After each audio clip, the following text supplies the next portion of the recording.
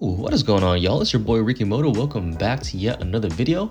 So today we are going to be upgrading the turn signals on this beautiful Yamaha R7. The OEM turn signals are quite ugly, and so we're going to be switching it out to the TST Industries flush mount turn signals, and they are also LED powered, so they're going to be super bright and a lot smoother on the body line. Now TST offers a couple of different finishes such as a clear lens or a smoke lens, as well as the option to add a daytime running light to the signals. Now for me, I decided to go for a simple blacked out look, so I opted for the smoke finish without the daytime running light. Now taking a look at the packaging, it just comes in this very simple white box. Inside the box you get these two retaining clips for mounting the turn signals, as well as two rubber grommets or gaskets to prevent water from getting into the body. And lastly, you will get the pair of left and right turn signals. The overall kit is pretty simple. It's just 3 components per piece. And all you have to do is just take off a couple of the fairing pieces just to loosen up the side panel. There are a series of bolts and clips all over the place that you have to get rid of. And just note, you don't have to completely disassemble the entire bike.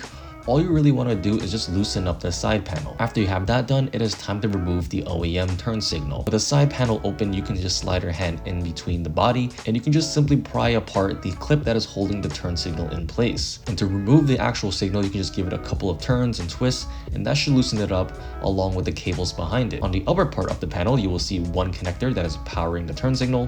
All you have to do is disconnect it by sliding in a flathead screwdriver and loosening up the clip in order to pull it apart. After you release the connection, you can work the wires all the way through the panel and remove the OEM turn signal. Now here is a closer look as to how the clip works. So this is what it would look like if it was still installed, and you just pry it open and release that clip. As simple as that. Now it's time to take your TST Industries turn signal and make sure it is in the right orientation. There should be an engraving on the top that says the logo. At this point, you can slide that gasket all the way down the connection and making sure it seals around the border of the turn signal itself. Now you can work the cables back through the same hole in the reverse order, and you want to grab that retaining clip and you want to make sure the flowery side, or the side with the clips, is going head in first.